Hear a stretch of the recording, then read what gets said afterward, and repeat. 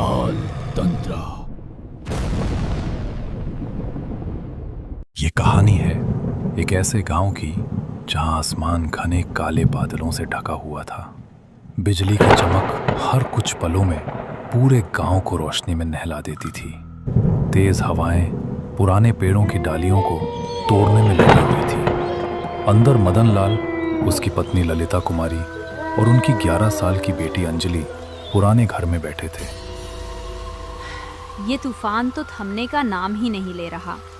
खिड़कियां लगातार हिल रही हैं, घर की दीवारें कांप रही हैं। मुझे बहुत डर लग रहा है, कहीं ये घर गिर न जाए। हाँ, मैं भी यही सोच रहा हूँ। हवा की ताकत बढ़ती जा रही है। शायद हमें बाहर जाकर हालात देख लेने चाहिए। अगर सच में घर गिरा तो अंदर रहना जानलेवा हो सकता है। माँ, ये कैसी आवाजें आ रही है? दीवार क्यों हिल रही है? पिताजी, क्या हमारा घर सचमुच टूट जाएगा? अब हम लोगों का क्या होगा माँ? नहीं बेटी, डरने की जरूरत नहीं है। ये बस तूफान की आवाज है। हम बाहर चलकर देखते हैं, सब ठीक होगा। तीनों जल्दी जल्दी दरवाजे से बाहर निकले। बाहर का नजारा और भी खौफनाक था। पेड़ इस तरह झूम रहे थे मानो धरती से उखड़ जाएंगे। हवा धूल और पत्तों को बवंडर की तरह घुमा रही थी। जैसे ही वे घर से कुछ दूर पहुंचे, एक जोरदार धमाका हुआ। उनका पुराना मकान तेज हवा के झोंके में चरमरा कर जमीन पर गिर पड़ा। हे भगवान, अगर हम एक पल भी देर कर देते तो ये घर हमारे ऊपर गिर जाता। सच में भगवान का लाख लाख शुक्र है। पर अब सवाल है, हम जाएं तो कहाँ जाएं? रात भी गहरी है, तूफान भी थम नहीं रहा। मदन लाल ने बैलगाड़ी निकाली और तीनों सरपंच के घर की ओर चल पड़े, जो उनके गांव से 4-5 कोस दूर था। बैलगाड़ी के टाप कीचड़ भरे रास्ते पर छम छम की आवाज आ रही थी। आसमान में बिजली की आवाज गूंज रही है। अंजलि अपनी माँ के पास डरी हुई बैठी थी। हिम्मत रख बेटी, हमने बरसों सरपंच जी के खेतों में काम किया है। वो हमेशा हमारा ख्याल रखते आए हैं। यकीनन इस बार भी मदद करेंगे। पिताजी, अगर बारिश और तेज हो गई तो रास्ता कीचड़ से भर जाएगा। अगर बैलगाड़ी फंस गई तो हम क्या करेंगे? डर से कुछ नहीं होता बेटी। अगर हम ऐसे ही डरते रहे तो कभी आगे नहीं बढ़ पाएंगे। बस भगवान का नाम लो और आगे बढ़ते रहो। लगभग आधा घंटा बीत चुका था। हवा अब और भी ठंडी और चुभती हुई लगने लगी। अचानक बैलगाड़ी के सामने रास्ते के किनारे एक अजनबी बूढ़ा आदमी खड़ा दिखा। उसके बाल भीगे हुए थे, आंखों में अजीब सी थकान थी। वो बिल्कुल चुपचाप खड़ा था, मानो किसी का इंतजार कर रहा हो। देखो अंजलि के पापा, इतनी रात को इस सुनसान रास्ते पर ये बूढ़ा आदमी अकेला क्यों खड़ा है? मुझे तो अजीब लग रहा है। हाँ, अजीब तो है, लेकिन हो सकता है उसे मदद की जरूरत हो। मैं जाकर पूछता हूँ। मदन लाल बैलगाड़ी से उतरा और धीरे धीरे उसके पास गया। हवा उसके कानों में सीटी की तरह गूंज रही थी। बाबा जी, आप इतनी रात को इस बारिश में अकेले क्यों खड़े हैं? कोई परेशानी?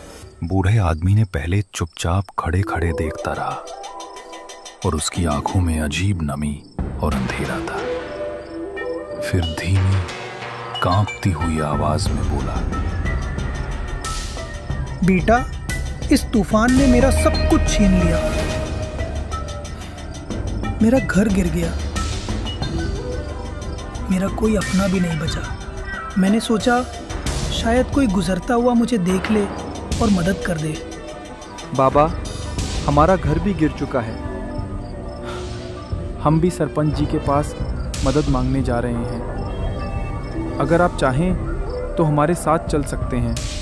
अभी इस रास्ते पर अकेले रहना खतरनाक है। बूढ़े आदमी की आंखों में अचानक चमक सी आ गई। उसने हाथ जोड़ लिए। भगवान तेरा भला करे बेटा, तूने मुझे सहारा दिया। शायद भगवान ने ही तुझे मेरे लिए भेजा है। मदनलाल ने उसे बैलगाड़ी पर चढ़ने में मदद की, लेकिन ललिता कुमारी अब भी निश्चुप रही थी। ये सही है क्या? हम इसे जानते भी नहीं। तूफान में अजनबियों पर भरोसा करना ठीक है?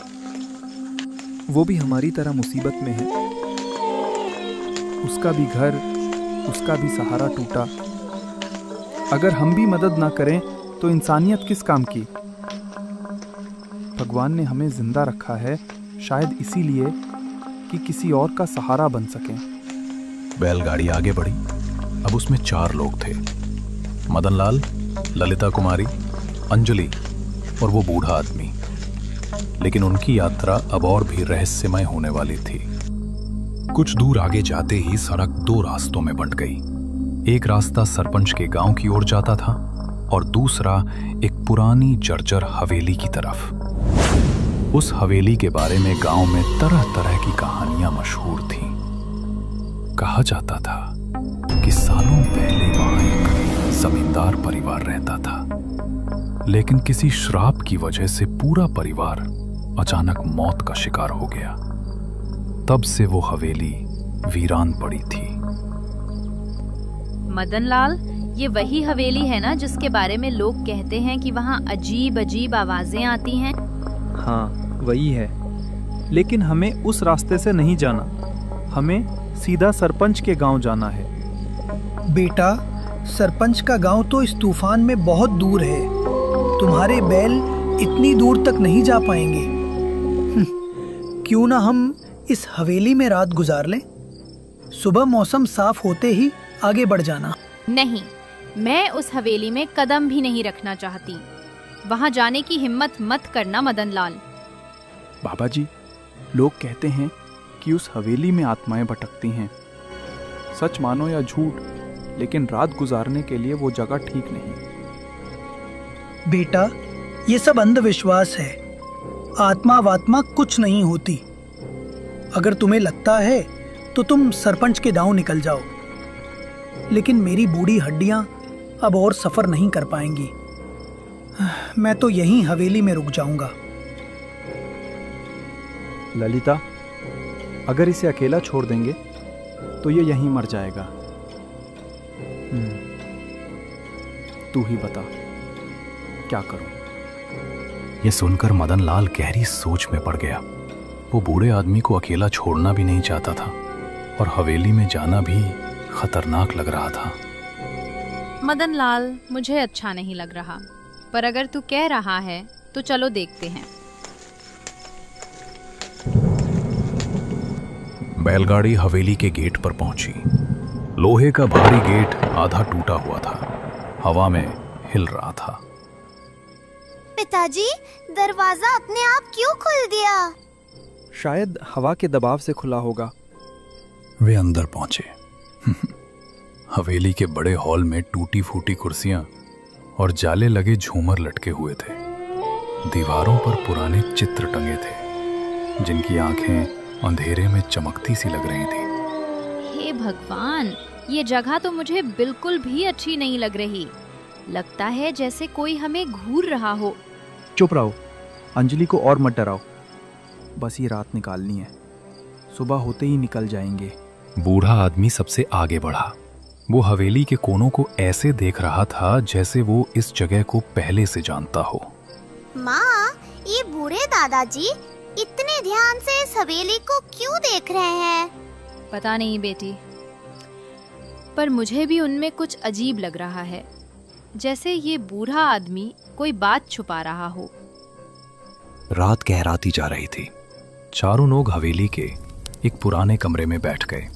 मदनलाल ने बैग से लकड़ियां निकालकर आग जलाई ताकि कमरे में थोड़ी रोशनी और गर्मी बनी रहे। जैसे ही टिमटिमाती लौ ने अंधेरा चीर कर दीवारों को छुआ, सामने एक धुंधली सी पेंटिंग उभर आई। उस पेंटिंग में जमींदार और उसका परिवार नजर आ रहा था, लेकिन सबसे अजीब बात यह थी कि पेंटिंग में बने एक पुरुष का चेहरा हूबहू उसी बूढ़े आदमी से मिलता जुलता था जो अभी उनके साथ बैठा था। अरे तुम कौन हो? हमें यहाँ से जाने दो, हमने तुम्हारा कुछ नहीं बिगाड़ा। बूढ़ा आदमी खड़ा हो गया। उसके चेहरे की थकान अचानक एक भयंकर क्रोध में बदल गई। उसकी आंखें लाल हो गईं। मैंने कहा था ना, तूफान ने मेरा सब कुछ छीन लिया। दरअसल तूफान मुझे तुम्हारे पास लाया ताकि मैं तुम्हें इस हवेली में ले आऊं। अब तुम यहां से जिंदा नहीं जा सकोगे। कमरे की आग अचानक बुझ गई। पूरा कमरा अंधेरे में डूब गया। चारों तरफ से अजीब आवाजें आने लगीं, जैसे कोई दीवारों से खुरच रहा हो, जैसे कोई अदृश्य परछाई पास आ रही हो। अरे ये सब क्या हो रहा है? ये आदमी कौन है? हमें यहाँ से ले चलो। मैं भी नहीं जानता, पर ये आदमी अब इंसान नहीं, ये कोई और ही चीज है। माँ, मुझे बहुत डर लग रहा है। पिताजी, हम यहाँ से भाग चले। जैसे ही अंजलि ने इतना बोला, तीनों लोग तेजी से दरवाजे की ओर भागने लगे। तभी पीछे से वो आत्मा ठंडी, दिल दहला देने वाली हंसी हंसते हुए बोली, भागकर कहाँ जाओगे? ये हवेली छोड़कर जाना तुम्हारे लिए इतना आसान नहीं होगा। भागो, जितना भाग सकते हो भागो, लेकिन याद रखना, इस हवेली की दीवारें तुम्हें कहीं से भी ढूंढ लेंगी। लगता है वो आत्मा अब बहुत पीछे छूट गई है। भगवान का लाख लाख शुक्र है कि हम किसी तरह वहां से निकल आए। हाँ, तुम सही कह रही हो। पता नहीं आज हमारे साथ क्या हो जाता। लंबी और कठिनाइयों के बाद आखिरकार वे सरपंच के घर पहुंचे। दरवाजे के पास पहुंचकर मदन लाल कांपती आवाज में जोर से चिल्लाया, अरे सरपंच साहब, दरवाजा खोलिए, हमारी मदद कीजिए। अरे सरपंच साहब, दरवाजा खोलिए, हमारी मदद कीजिए। अरे इतनी रात को कौन बाहर चिल्ला रहा होगा? हमें आधी रात को दरवाजा नहीं खोलना चाहिए। अरे तुम ये कैसी बात कर रही हो? अगर कोई मुसीबत है तो हम चुप कैसे बैठ सकते हैं? हमें दरवाजा खोलना ही पड़ेगा। सरपंच दरवाजा खोलकर बाहर निकलता है। बाहर उसे मदन लाल का परिवार खड़ा दिखाई देता है। मदन लाल, इतनी तेज बारिश और आधी रात के इस वक्त तुम यहाँ क्यों आए हो? क्या कोई मुसीबत है? और ये तुम्हारी बेटी तो ठंड से कांप रही है। जाओ बेटी, घर के अंदर चले जाओ, मैं तुम्हारे पापा से बात करता हूँ। अंजलि और ललिता कुमारी सरपंच के घर के अंदर चली जाती हैं। सरपंच साहब, तेज बारिश के कारण हमारा घर गिर गया है। इसी वजह से मैं आपसे मदद मांगने आया हूँ। अरे मैं भला तुम्हारी क्या मदद कर सकता हूँ? मैं भी तो इसी छोटे से घर में रहता हूँ। लेकिन हाँ, तुम्हें एक रास्ता जरूर बता सकता हूँ। सरपंच साहब, वो कौन सा रास्ता है? इस जंगल के बीच में एक हवेली है जो हमारे पूर्वजों की है। तुम चाहो तो वहां जाकर रह सकते हो। अरे हम तो अभी अभी उस हवेली से होकर आ रहे हैं, लेकिन अब हम कभी भी वहां नहीं जाएंगे। चाहे ठंड में कांपते कांपते मर ही क्यों ना जाएं, पर उस हवेली में कदम नहीं रखेंगे। अरे मदन लाल, तुम कहना क्या चाहते हो? साफ साफ बताओ। हम यहाँ आ ही रहे थे कि तभी रास्ते में एक बूढ़ा आदमी मिला। उसने हमें बहला फुसलाकर हवेली तक ले गया, लेकिन वो आदमी इंसान नहीं था, वो एक आत्मा थी। किसी तरह जान बचाकर हम वहाँ से निकल पाए और यहाँ तक पहुँचे हैं। ऐसी बकवास बातें सुन सुनकर गांव वालों ने मुझे हवेली पर कभी नहीं जाने दिया। मैं बड़ा हो गया पर फिर भी कभी हवेली के अंदर नहीं गया। अब और इस छोटे से घर में पड़े रहने का सवाल ही नहीं। आज मैं हवेली जाऊंगा और वहीं रहूंगा। यदि वहां कोई आत्मा है तो एक बार मेरे सामने आकर दिखाए, मैं उसे जिंदा नहीं छोड़ूंगा। सरपंच साहब, आप समझ ही नहीं रहे। इतनी बड़ी हवेली कोई बेवजह छोड़कर नहीं जाता। वहाँ कुछ गड़बड़ जरूर रही होगी। तुम जो कुछ भी कहो, आज मेरा फैसला नहीं बदलेगा। जाओ और गांव के तांत्रिक रमनजीत को बुला कर लाओ। आज जो कुछ भी होगा, रमनजीत के साथ मिलकर उसका सामना करूंगा। कुछ ही देर में मदनलाल रमनजीत तांत्रिक को लेकर आ गया। तीनों बैलगाड़ी में बैठ गए और बैलगाड़ी धीरे धीरे जंगल के सुनसान रास्ते पर चढ़ने लगी। सरपंच बेहद गुस्से में था। धीरे धीरे वे हवेली के विशाल लोहे के गेट के पास पहुंच गए। सरपंच साहब, हाथ जोड़कर कहता हूँ, अभी भी समय है। चलिए लौट चलते हैं। अरे मदनलाल, तुम्हें मेरी शक्तियों का अंदाजा नहीं है। डर मत, अंदर चलो और देखो मैं उस भूत को कैसे सबक सिखाता हूं। तांत्रिक के इतना कहते ही तीनों धीरे धीरे हवेली के अंदर की ओर बढ़ते हैं। जैसे ही वे भीतर पहुंचते हैं, सरपंच गुस्से से चिल्लाकर कहता है, कहाँ है रे? सामने आ, मैं तुझे सबक सिखाऊंगा। कितने सालों से तूने मेरी हवेली पर कब्जा कर रखा है। सरपंच के इतना कहते ही अचानक काला धुआं उड़ने लगा और उसके बीचों बीच वो आत्मा, बूढ़ा आदमी, प्रकट हो गई। अच्छा, तो इतने सालों के बाद तू आज मेरे हाथों ही मरने आया है? मैं मरने नहीं आया, मैं तुझे इस हवेली से बाहर निकालने आया हूँ। सीधा यहाँ से निकल जा, वरना मैं तांत्रिक से कह दूंगा और तुझे भस्म करा दूंगा। और मैंने तेरा क्या बिगाड़ा है, जो तुम इतने सालों से मेरी हवेली पर कब्जा कर रखा है? हाँ, तूने मेरा कुछ नहीं बिगाड़ा, पर तेरे पूर्वजों ने मेरा सब कुछ बिगाड़ दिया था। वर्षों पहले मेरे पिताजी ने तुम्हारे दादाजी से कर्ज लिया था, जो बढ़ता ही गया। कर्ज चुकाने के लिए मैं उस हवेली में नौकर की तरह काम करता था। वहां तुम्हारे दादाजी और तुम्हारे परिवार के लोग मुझे ठीक से खाना तक नहीं देते थे। एक दिन पैर फिसलने से गिरकर मर गया। मेरी मौत के बाद भी तेरे दादाजी ने कर्ज वसूल करने के लिए मेरे बूढ़े माता पिता को कर्ज में जकड़ कर रख दिया। क्या तेरे दादाजी को सिर्फ पैसे याद रहे? मेरी मौत का हिसाब किसने दिया? तब से मेरी आत्मा इस हवेली में भटक रही है। आज मेरा बदला पूरा होगा। मैं तुझे छोड़ने वाला नहीं हूं। इतना कहते ही आत्मा सरपंच की ओर बढ़ने लगी, लेकिन तभी तांत्रिक रमनजीत ने अपना कमाल दिखाया। उन्होंने मंत्र बोलना शुरू किया। मंत्र बोलते ही आत्मा राख बनकर उड़ गई। पल भर में वातावरण कुछ शांत हो गया। रमनजीत, इसे जाने दो। मुझे अब इस हवेली की कोई जरूरत नहीं। इसके साथ बहुत अन्याय हुआ है। इसे मुक्त करो। सरपंच साहब, आप समझ नहीं रहे। ये आत्मा आपके पूरे खानदान को चैन से जीने नहीं देगी। जब तक इसकी पीड़ा शांत नहीं होगी, तब तक इसे शांति नहीं मिलेगी। इससे अच्छा है कि आप कोई शुभ हवन करवाएं, ताकि इसकी मुक्ति हो जाए और ये आत्मा हमेशा के लिए आजाद हो सके। उसकी कहानी सुनकर मदनलाल और सरपंच की आंखों में आंसू छलक उठे।